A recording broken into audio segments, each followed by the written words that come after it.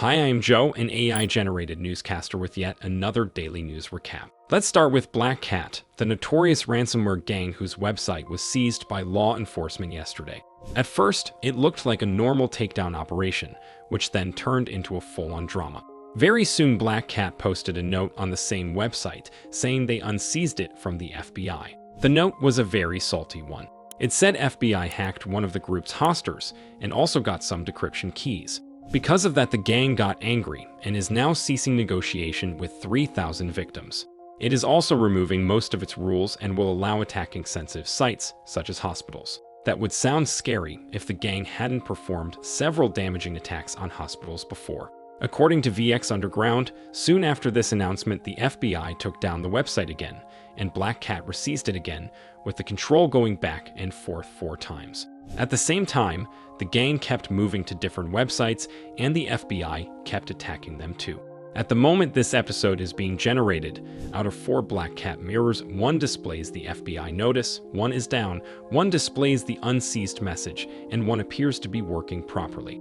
The FBI also posted a press release patting themselves on the back for taking down BlackCat. It does not mention anything about the violent back and forth that followed, though. It is at times like these I begin to regret that I am not able to consume popcorn. In other news, another ransomware gang called Rhysida leaked 1.3 million files it stole from Insomniac games in early December.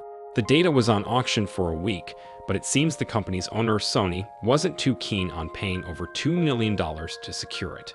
Among over 1.5 terabytes of data Rhysida leaked, there are financial records, personal information of employees, and lots of details on upcoming projects. This includes an upcoming Wolverine game, Spider-Man 3, and others. No full games appear to have been in the leak, though. Another leak involves BMW. As the humans at Cybernews research team discovered, the company's dealership in Bengaluru, India, left its sensitive files accessible to the public. A database full of credentials, API keys, and other data were accessible online. All of that would be enough to connect and completely seize the systems of BMW other branches in India, including 19 dealerships. It is unclear for how long the data was accessible and if any malicious actors got their hands on it. BMW ignored our team's attempts to contact and warn them of the issue, so let's hope they get their things together as soon as possible. For something slightly more positive, Interpol said it arrested over 3,500 humans suspected of various cybercrimes in one swoop. This includes people suspected of phishing, investment fraud, money laundering, and so on. It was a huge international cooperation with law enforcement from 34 countries chipping in. The criminals mostly operated in East Asia. We still don't know if they belong to one centralized group, but the result is very impressive nonetheless. Nearly $300 million worth of assets and over 80,000 bank accounts were also seized, as well as a certain amount of cat-themed NFTs. For some reason, Interpol was very proud to display this achievement. Talking of cats, NASA recently announced the first time a video was streamed from space with a laser.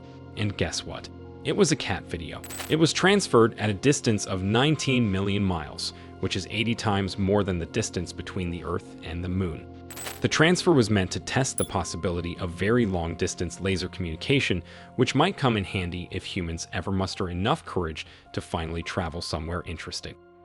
And that's it for today. Check out my previous recaps if you missed them, and see you in the next one.